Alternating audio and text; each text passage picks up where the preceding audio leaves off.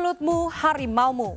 Kritikan pedas kepada Ikatan Dokter Indonesia menyeret IGD Ari Astina alias Ciring ke tembok derita. Karena menebar ujaran kebencian, drummer Superman is Dead itu terancam hukuman 6 tahun penjara.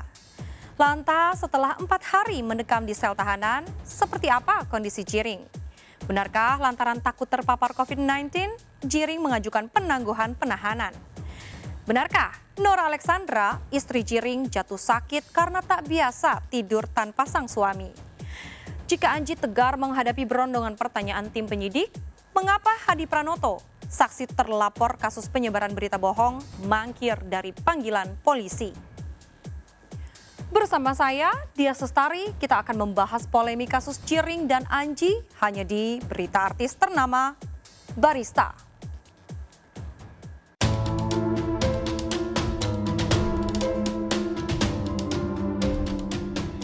Penahanan musisi Jerings SID membuat publik dan netizen bertanya-tanya bagaimana nasib Nora Alexandra istrinya. Pasalnya, Rabu lalu setelah 6 jam diinterogasi polisi dan akhirnya ditahan, Jerings sangat mengkhawatirkan istrinya. Sejak menikah pada 5 Oktober 2019, Jerings dan Nora memang seolah tak terpisahkan. Bahkan setelah Jerings menjadi pesakitan dan terancam 6 tahun penjara, Nora berjanji akan setia menunggu Jerings. Kondisinya sehat, saya lihat dia sudah berbaur dengan kawan-kawannya yang ada di dalam sel dan pokoknya udah sehat aja.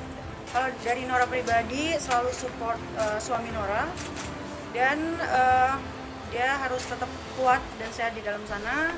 Ikutin aja prosesnya, minta doa terbaik dari kalian. Apa Jering titip pesan? Ya, sempat video call siang berbincang sedikit dan melihat dia sehat itu udah cukup tenang buat saya. Apa Jering titip pesan pernah bicara? Titip pesan untuk jaga kesehatan, tetap kuat dan selalu support dia dari aja. 4 hari tanpa Jerings terasa menyiksa bagi Nora. Tapi ia harus tegar lantaran Jerings mengajarkan caranya bangkit saat terpuruk, mengajarkan pengorbanan tanpa pamrih untuk masyarakat banyak. Masih terngiang di benak Nora ucapan Jerings sebelum borgol polisi membelenggu kebebasan sang suami tercinta. Ada mau disampaikan, Bu? No comment.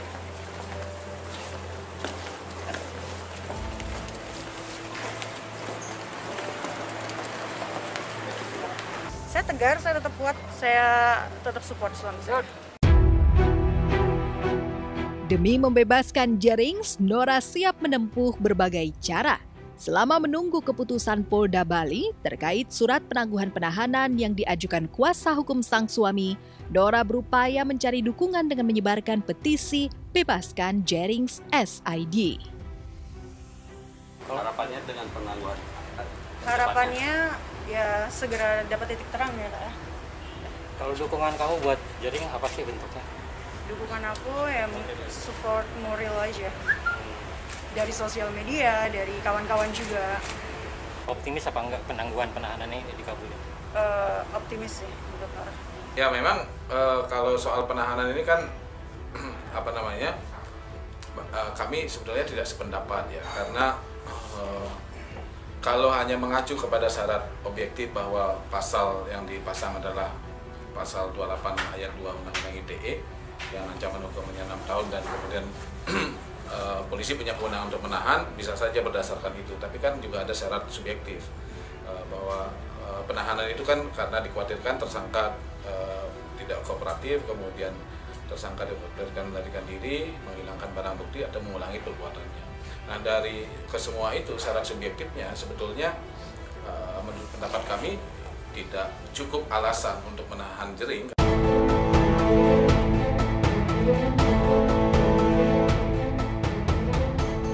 Ya, menurut Iwayan Gendo, Jerings tak patut ditahan.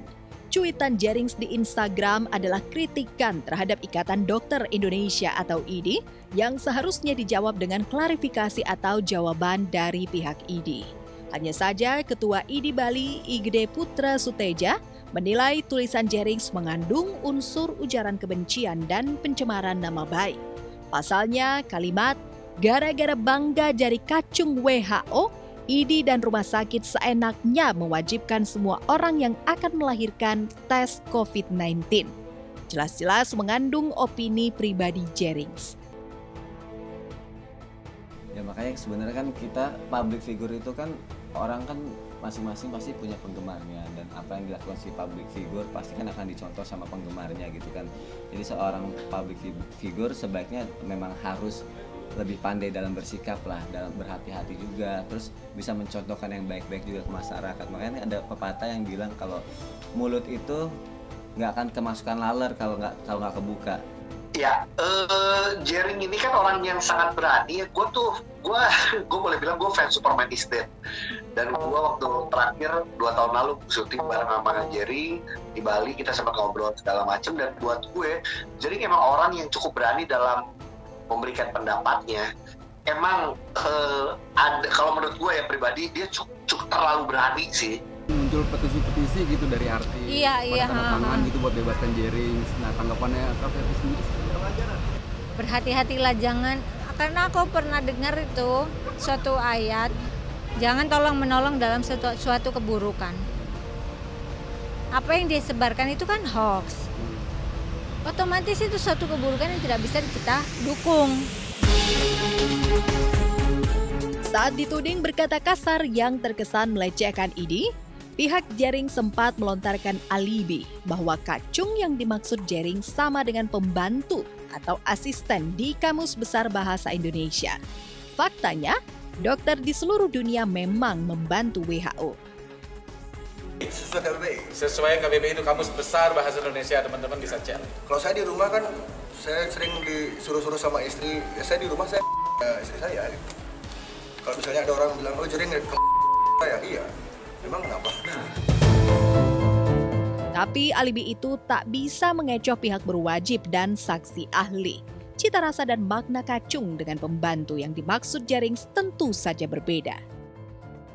Kita harus lihat dulu konten atau narasi apa yang Jering sampaikan. Nah, di situ Jering menuding ID harus mempertanggungjawabkan kebijakan wajib rapid test kepada ibu yang hendak melahirkan. Gara-gara bangga jadi WHO. Nah, seperti itu. Nah, disinilah sebenarnya letak permasalahannya. Artinya di situ ada tuduhan dari Jering, ya kan, kepada ID sebagai daripada WHO, ya kan. Yang disebut dengan itu apa, kan seperti itu. Dan tentunya itu konotasinya kalau dalam terminologi bahasa kita, konotasinya adalah konotasi yang negatif seperti itu. Jering itu orang yang baik. Dia tidak mungkin bersuara kalau dia tidak punya kegelisahan. Dia punya alasan, dia punya contoh kasus yang dia lihat di lapangan, dan biasanya memang contoh kasus yang dia suarakan adalah memang dari rakyat, yang kita ngomong miskin kota, rakyat jelata atau apapun itu. Memang isinya gue suka setuju, caranya gue suka tidak setuju. Kita sama, suaranya sama, isunya sama, tapi gue tidak menggunakan kata kasar misalnya. Ya tapi kan orang berbeda-beda.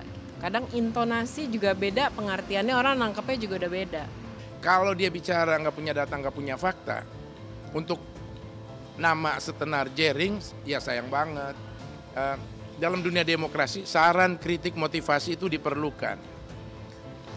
Tapi ketika kita menjudge, mengadili orang lain, apalagi sebuah institusi, itu udah di atas semua tadi. Udah bukan saran, udah bukan kritik, udah bukan motivasi. Tapi itu penilaian. Apa yang dia suarakan selama ini, buat saya tidak ada sedikit pun kepantasan untuk seorang Jering atau siapapun bahkan ya ditahan atau bahkan dipidana karena kebebasan berbicara. Perdebatan soal pandemi ini, apakah ini benar atau tidak, sebagaimana diperdebatkan oleh Jering, menurut saya harus diperdebatkan terus lewat cara-cara yang saling meyakinkan, bukan saling meniadakan. Jika Jering ditaruh di balik jeruji, maka tidak ada perdebatan, maka tidak ada pendidikan buat masyarakat. Jadi posisi saya saya mungkin tidak setuju dengan pendapat Jering, tapi saya siap di belakang Jering untuk menyatakan bahwa kebebasan berbicara dalam demokrasi itu diperlukan.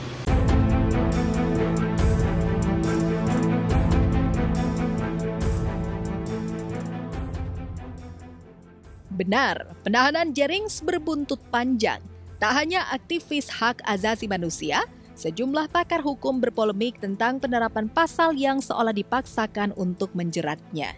Jika unsur ujaran kebencian dan pencemaran nama baik seperti yang diatur dalam pasal 28 ayat 2 Undang-Undang Nomor 19 Tahun 2016 tentang informasi dan transaksi elektronik, hanya menyoal ujaran kebencian yang menyangkut sara atau suku, ras, agama, dan antar golongan, maka ID sebagai lembaga profesi tak termasuk dalam sara yang dimaksud. Pasal yang disangkakan itu ada 4. Ada 4, yaitu pasal 28 ayat 2 junto 45 ayat 2 Undang-Undang ITE yang kurang lebih adalah menyebarkan kebencian dan rasa permusuhan kepada orang atau sekelompok orang atau golongan berdasarkan sara, ancaman hukumannya 6 tahun. Pasal yang yang disangkakan kepada Jering hanya pasal 28 ayat 2 Undang-Undang ITE inilah yang bisa memberikan kewenangan kepada penyidik, dalam hal ini kepolisian, untuk menahan Jering di rutan Polda Bali.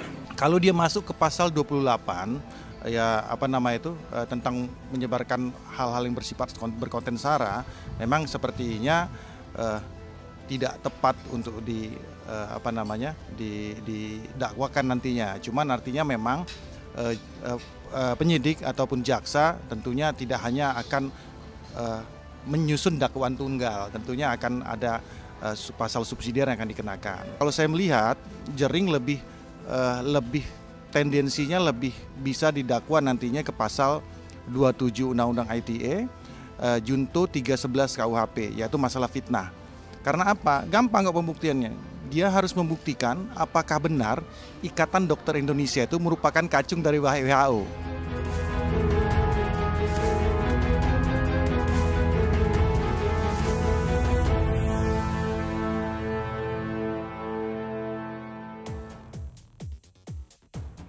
Lantas seberapa besar peluang kebebasan Jerings? Apa rencana Nora Alexandra selanjutnya andai petisi bebaskan Jerings tak mampu menggoyahkan aparat hukum?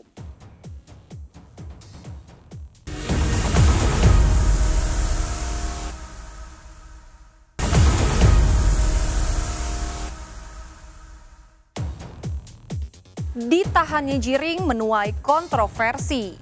Tagar bebaskan Jering pun kian santer disuarakan di media sosial.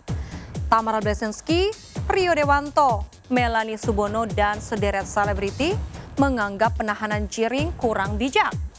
Jika Tamara dan Rio Dewanto telak mendukung Jering, mengapa Melanie Subono tak setuju dengan sikap Jering dalam menyuarakan aspirasi?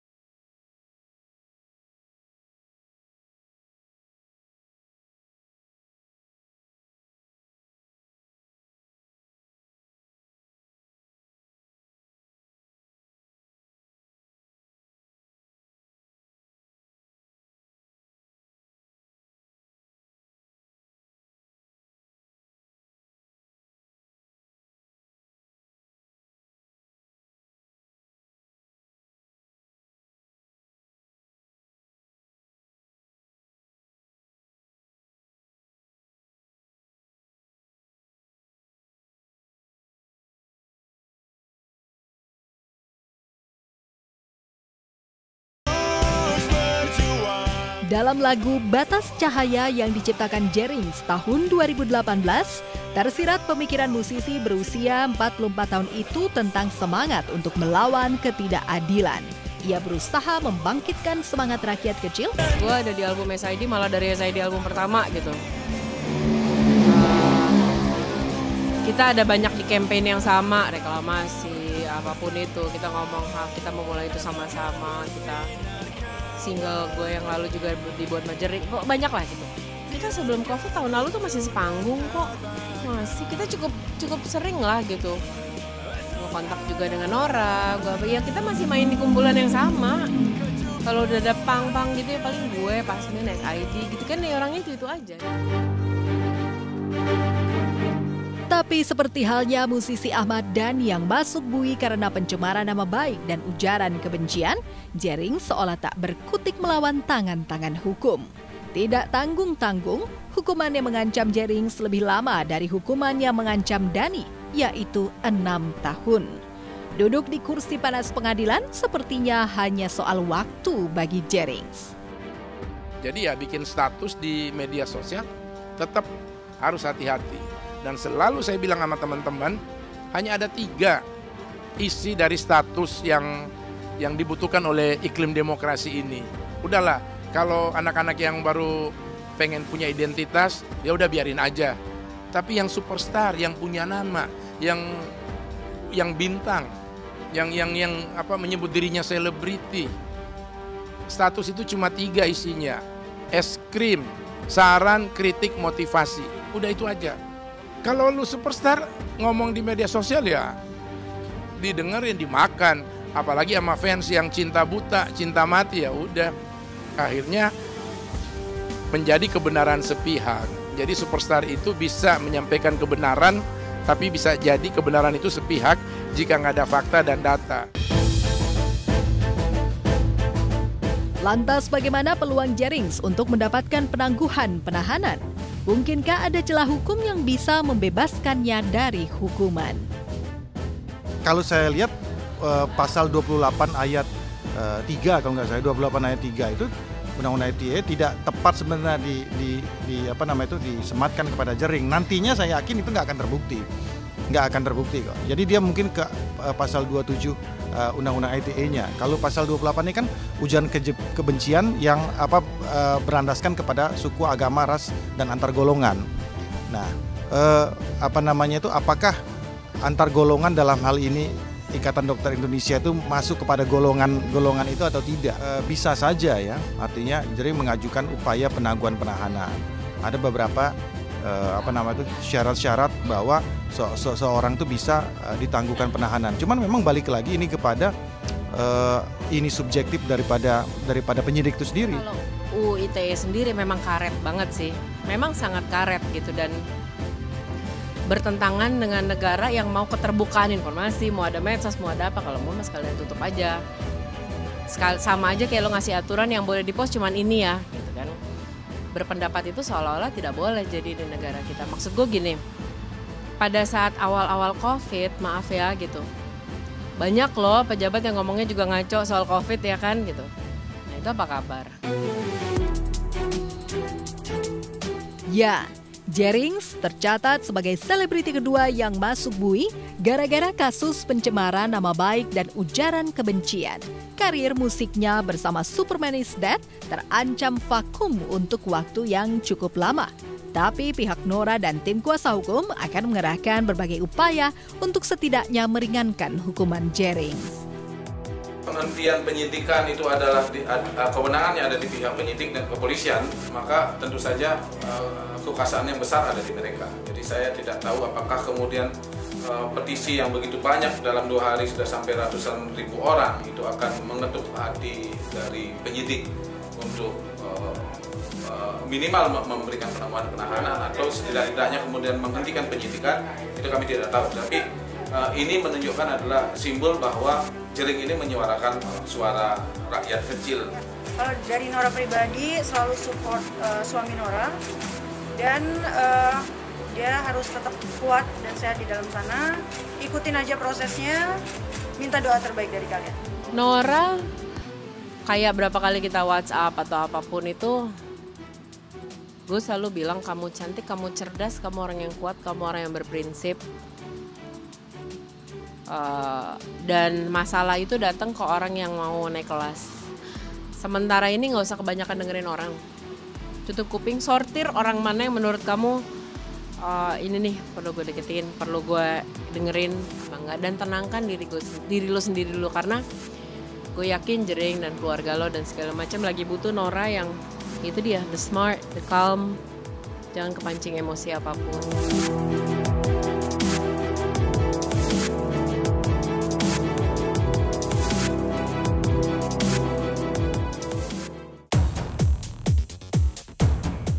Jika Jerings harus merasakan dinginnya lantai penjara, bagaimana dengan Anji yang Rabu lalu diinterogasi 10 jam oleh Polda Metro Jaya? Benarkah Anji tak takut jadi tersangka kasus penyebaran berita bohong?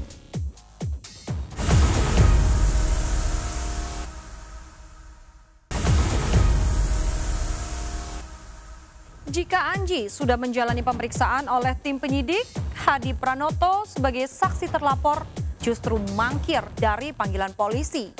Benarkah lantaran stres memikirkan kasusnya, Hadi jatuh sakit? Seperti apa kondisi Anji pasca dicecar puluhan pertanyaan oleh tim penyidik? Benarkah Anji takut dijadikan tersangka? Sebelum menyimak fakta pamungkas, izinkanlah saya, Dias Lestari, pamit undur diri dari hadapan Anda. Saksikan terus berita artis ternama Barista setiap hari Sabtu dan juga Minggu hanya di RCTI.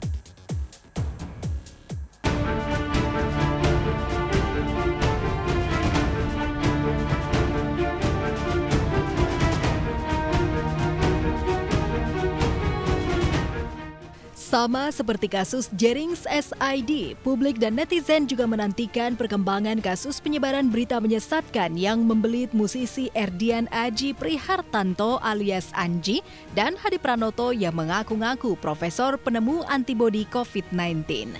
Rabu lalu Anji telah diperiksa selama 10 jam oleh Polda Metro Jaya dan ia mengaku lelah lahir batin karena sebelumnya tak pernah diinterogasi polisi.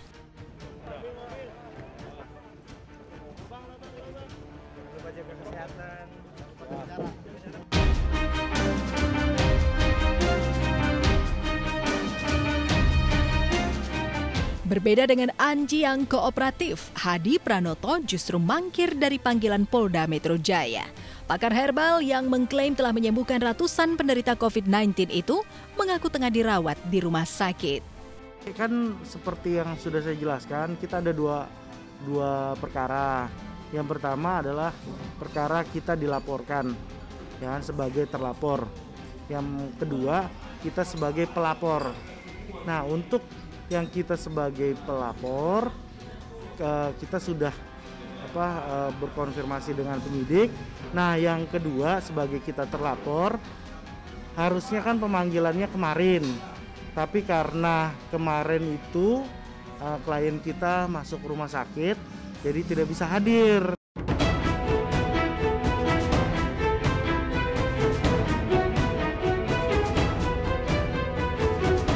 Ya, pakar herbal yang mengaku punya ramuan jitu untuk meningkatkan kekebalan tubuh itu sedang mengalami penurunan kekebalan tubuh hingga jatuh sakit. Tak ayal netizen banyak yang menudingnya pakar kebohongan.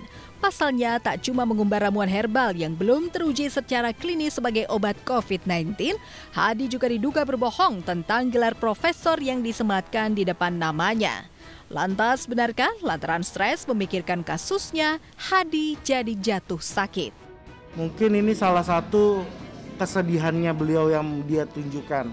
Karena beliau ini ingin membantu masyarakat untuk keluar dari pandemi ini. Tapi ternyata beliau harus sampai dilaporkan oleh saudara MA. Pak Hadi ingin membantu masyarakat kok awalnya. Tapi kok dibuat seperti ini sekarang beritanya kemana-mana sehingga dia dicaci maki, dia ditertawakan, dia juga banyak hal yang negatif yang beliau terima sehingga sampai sekarang ya beliau sakit. Ya itu tadi. Jadi pertama Pak Hadi tidak pernah merasa dia sebagai profesor, tapi MA ini mengatakan bahwa Pak Hadi ini mengklaim dirinya, Pak Hadi mengklaim bahwa dia adalah profesor. Ya, padahal tidak pernah kita lihat di dalam transkrip di percakapan video dari Manji itu, ya kan, dari Anji, ya kan, tidak pernah dia ngomong bahwa saya adalah profesor, saya menemukan ini.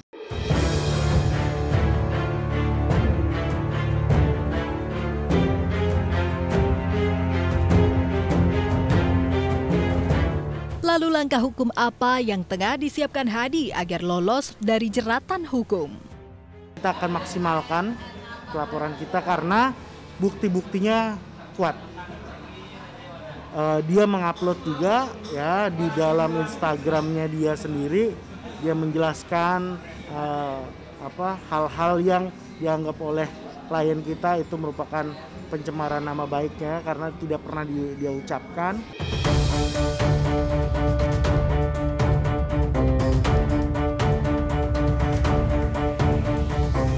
Jika Hadi tengah terbaring sakit, Anji yang sudah lebih dulu menjalani pemeriksaan dan diberondong 45 pertanyaan, mantan vokalis band Drive ini memilih rehat sejenak dengan mendaki Gunung Puntang Banjaran, Bandung, Jawa Barat untuk menghilangkan stres lantaran memikirkan kasus hukum yang tengah menjeratnya. Lantas benarkah Anji kecewa dengan kepolisian lantaran kasusnya telah masuk tahap penyidikan? Kecewa gini loh, mestinya sekarang ini kan tahapannya sudah penyidikan. Kita kecewanya sedikit kecewa, kenapa? Mestinya dari pihak juga kepolisian itu mestinya memanggil kita dalam statusnya dalam klarifikasi dulu, tidak dalam udah tahapan penyidikan. Setahu saya Anji sekarang lagi di Bandung ya, kalau salah dia kan lagi seneng, kalau salah ada kegiatan, saya lupa di gunung apa gitu. Intinya sih kayaknya pekerjaannya sekarang ini lebih ke untuk ke pariwisata. Nggak ngerti ya dari penilaian dari penyidik. Kayak kita hargain aja, maksudnya penyidik melakukan upaya hukum maksud dari Polda Metro. Kita untuk saat ini sih tetap mengikutin aja seperti apa prosesnya. Tapi memang ya kekecewaan itu tetap ada. Mestinya memang tahapannya mesti diklarifikasi dulu seperti apa.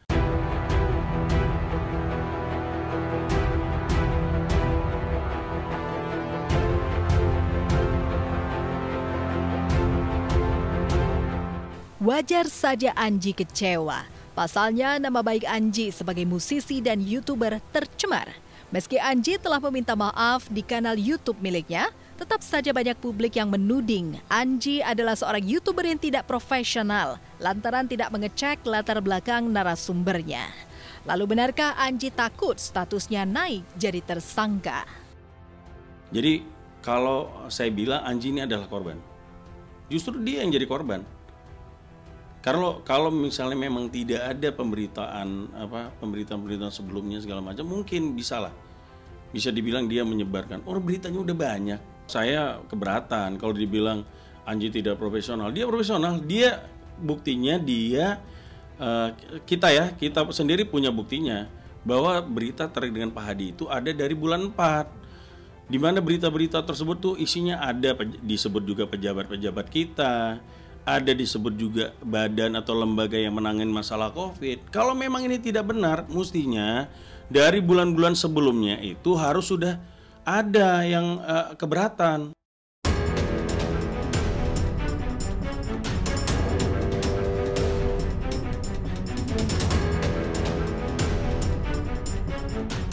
Jika pihak Anji memilih melaporkan balik pihak Cyber Indonesia ke polisi, Anji yang justru merasa sebagai korban justru belum terpikir untuk melaporkan balik pihak pelapor. Anji dan kuasa hukum justru memilih untuk memikirkan langkah hukum selanjutnya agar bebas dari jeratan hukum. Gini, untuk saat ini belum ada niat dari Anji atau dari kita juga untuk melaporkan. Intinya kita selesaikan dulu satu-satu lah. Ini clear dulu lah ini masalah yang kita dilaporin. Nggak ada, kita hanya mengikuti aja proses dari pihak Polda Metro Jaya. Ya paling kita akan lakukan upaya-upaya juga untuk membela kepentingan Anji. Itu contohnya misalnya kita akan minta mengajukan saksi ahli juga dari kita, mungkin dari ITE, dari ahli bahasa juga.